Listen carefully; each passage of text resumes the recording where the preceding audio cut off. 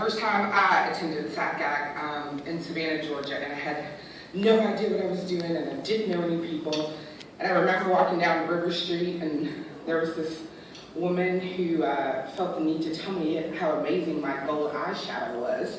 And I was like, well, thanks, that's great. And then I found myself in a session with that woman, Stacy Lightfoot. And I was like, these people are really, really friendly. Like, that's awesome.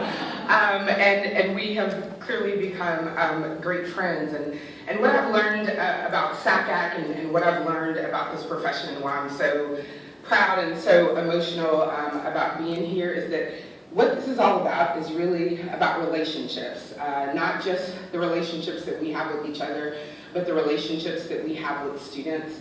As I look across this crowd, I think of how so many of you have impacted me. Some of you know that you have made an impact on me. Some of you don't.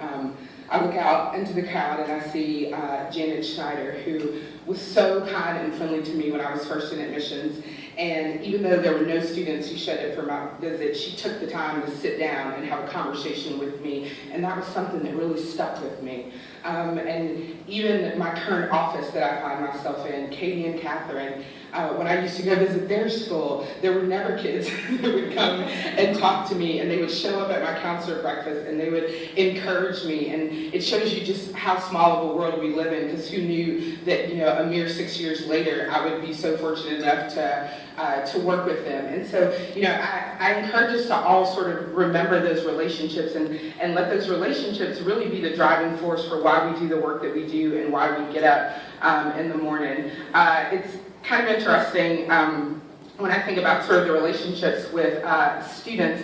I think we all have those days where we're like, we question, you know, are we doing the work that we should be doing? And I think as, you know, this process becomes more competitive, and as we always hear Matt Lauer talking about the competitive admissions process and the bottom line and the numbers, it can be really easy to sort of forget about why we do this work. And so as I was thinking about what I was going to say to you all today, I sort of quickly came across two instances of relationships with students who have really made a great impact on me, and I hope that you all have some similar stories.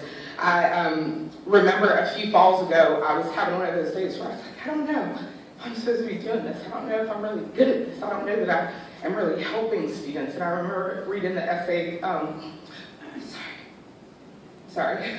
one of my students, Richard, and he read his essay about how he really contemplated committing suicide because he was a first-generation college student. His father had lost his job, and he was in a really bad spot, and he didn't know how he could help his family. And then he realized committing suicide wasn't going to really help anything, that he needed to stay around to make a better life for his family. And I remember calling him, and I said to him, we'd love for you to come to our Mosaic program. We'll pay for everything. Please come. I think we need your voice on our campus. And I remember Richard came to campus, and during one of the programs, it's a little formal, so the students dress up, and Richard forgot his dress pants, and he was so embarrassed that he forgot his dress pants. And I was like, Richard, it's no problem, like, you can put your jeans on, nobody's gonna care. And he was like, I really need those dress pants. And so Richard and I got in the car, and we went to Target to go get him some pants, and he felt much better about the process. And then Richard decided that he was going to come to Vanderbilt. And I remember seeing him on that first day of school, and he was sitting on a bench, and I didn't see his parents, and I was like, Richard, like, everything okay? And he was like, yeah, everything's great. I just want to take it in. Like, and I just want to thank you and everybody in the admissions office for everything you did to help me to get here. Like, I get to continue my family's legacy. And those are the type of students that we do this work for. And I think, you know,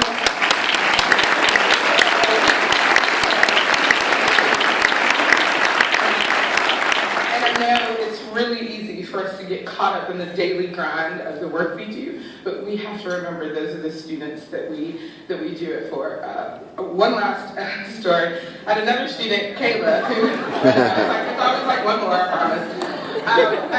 sometimes you also don't realize the impact you're making. You think you're just doing your thing and you're not really paying attention to those around you. And sometimes you're really making a profound impact. I generally am pretty clueless as I walk through the day. I'm just like the sound of music's playing in my head sometimes. Or sometimes like DMX, like y'all gonna make me lose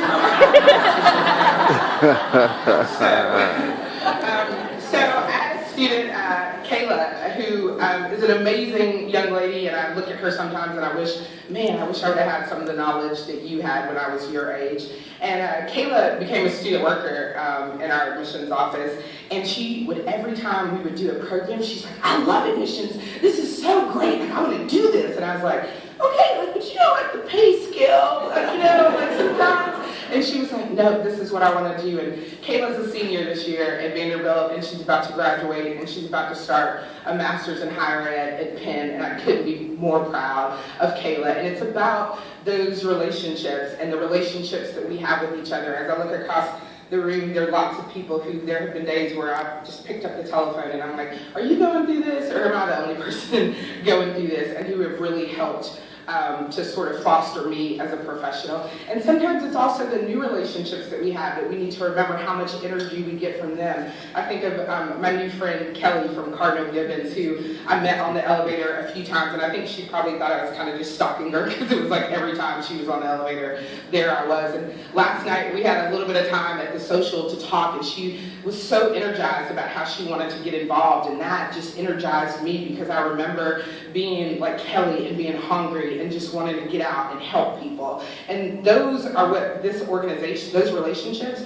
are what this organization is truly about, and the impact that we can make. And you know, as a lot of times people say, well, the work we do is not rocket science, and maybe it isn't rocket science, but the work we do is hard work, and not many people could be in our shoes. So when you think about SACAC and you think about the work we do, know that this is an organization full of some pretty badass people. Like, we're pretty amazing. And it's not just about one of us or a few of us, it's about all of us and all that we bring to the table. So when you think about the experts, I want you to look around this room because they're all here. You're sitting next to the experts. Those are the people who are making the greatest impact. And you know, I want to leave with saying I have to thank my grandparents.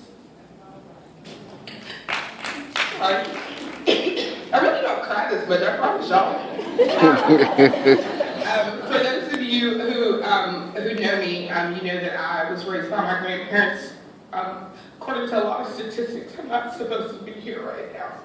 And they sacrificed a lot for me to be here and to be in front of you, and I greatly appreciate all the sacrifices that they made. I also want to thank my current office. They have made a lot of sacrifices, mainly listening to me over the last few months as I've been in sessions, and like, bring me back to the center, Katie and Catherine. So kudos to you all for being so patient and being so helpful to me. I do greatly appreciate it. To the SACAC board, you guys are my homies. I love you. I couldn't do any of this without you. And to you all as members, I think one of my greatest inspiration is the modern day philosopher Sean Carter, also known as Jay-Z, and the lines of one of his songs, he says, don't be good, be great. And I put that challenge to all of us. We should all set high standards, not only for ourselves, but for each other as professionals and for the students that we're working with. As we do that, we all become better people. So to you all, I say thank you, and let's get it. Let's have a great year. I'm so excited.